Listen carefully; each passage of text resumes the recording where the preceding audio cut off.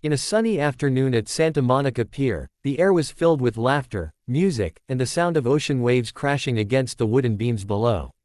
Families were enjoying the rides, children were chasing seagulls, and the smell of popcorn drifted through the air.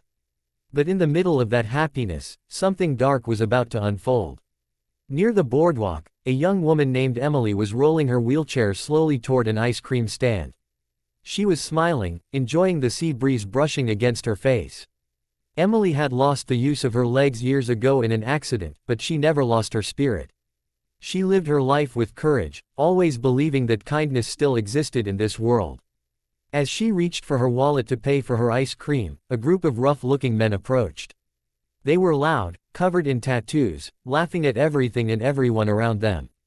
Their leader, a big man in a floral shirt, noticed Emily and smirked. "Well, look what we have here," he said in a mocking tone. "You trying to race your little chair, sweetheart?"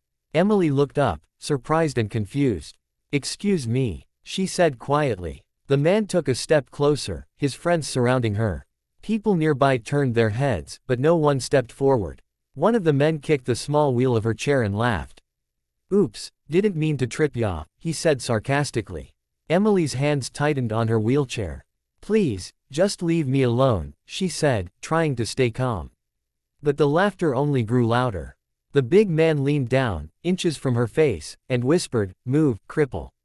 Then, with a cruel grin, he kicked her wheelchair backward. Emily's hands slipped from the wheels, and she nearly fell. The ice cream she was holding splattered onto the wooden floor. For a moment, time seemed to stop. Everyone watched, but no one acted. The bullies laughed as if it were a game. Emily's eyes filled with tears, not from pain, but from humiliation.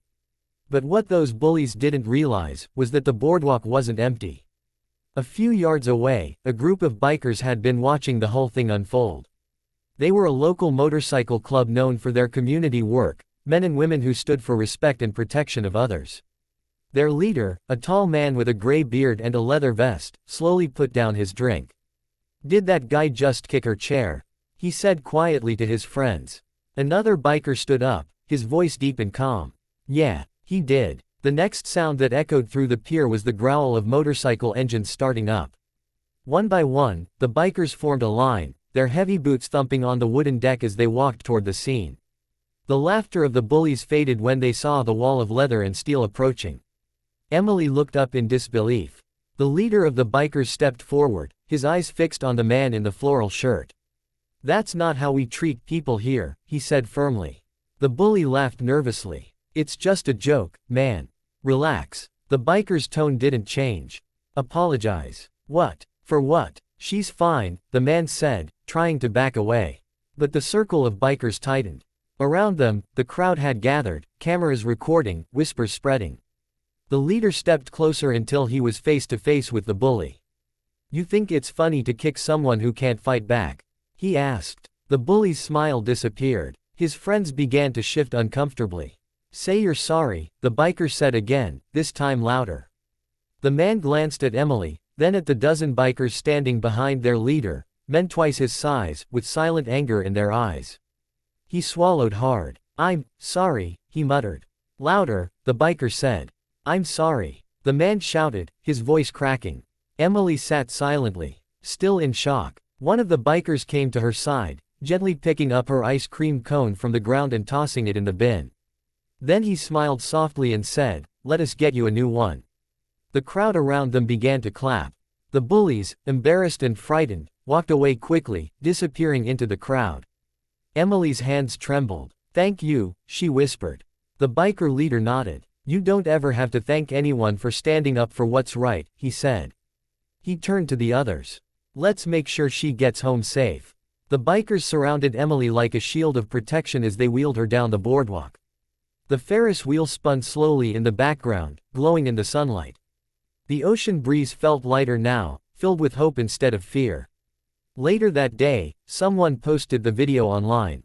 Within hours, it spread across social media. Millions watched the moment when kindness stood tall against cruelty. Comments flooded in, people thanking the bikers for showing courage, others apologizing for times they'd stayed silent. Emily never forgot that day. She said it changed how she saw the world. not because of the bullies, but because of the people who stepped in to help. She learned that kindness isn't always soft, sometimes, it's strong, fierce, and unafraid. And the bikers, they didn't do it for fame or praise. They did it because, in their world, respect is everything. And no one, absolutely no one, deserves to be treated with cruelty or shame. The sun began to set over Santa Monica Pier, painting the sky with orange and gold. The boardwalk was peaceful again, filled with laughter and music, as if the ocean itself was proud of what had happened. This story reminds us that one act of courage can turn darkness into light. And sometimes, it only takes one person, or one group, to remind the world what kindness really means. If you believe kindness can change the world, don't forget to share this story. This is Stories of Kind, where real hearts create real change. Subscribe and join us in spreading kindness, one story at a time.